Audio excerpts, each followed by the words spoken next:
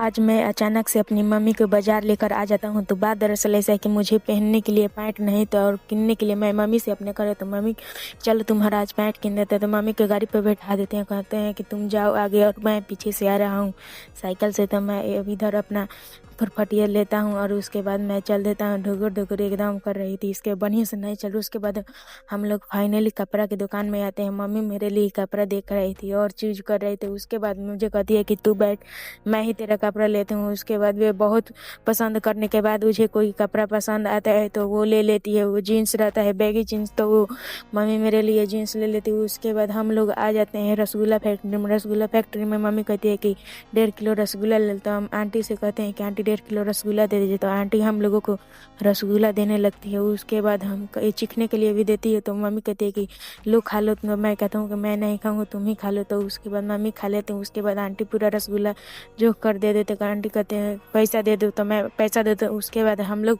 रसगुल्ला लेकर घर पर चल देते हूँ। उसके बाद साइकिल से चल देते हूँ साइकिल। उसके बाद हम लोग को बाजार में से कुछ सामान भी किनना था राशन का, तो उसके बाद मम्मी लेके आती है राशन की दुकान पर, कहती है कि तू बैठ, मैं राशन किन रही हूँ। उसके बाद मैं वहाँ वेट करने लगता हूँ। उसके बाद राशन खरीद आ जाता है। उसके बाद कहता हूँ कि चलो अब घर चलो। तो मम्मी को मैं अपना गाड़ी पर बैठा देता हूँ, कहते हैं जाओ तुम्हारे लिए टोटो रुका दी हूँ, तुम गाड़ी पर बैठो। उसके बाद हम लोग चल देते हैं और उसके बाद इधर आती है। उसके बाद मैं घर पर आता हूँ और चैन की सांस लेता हूँ। लाइक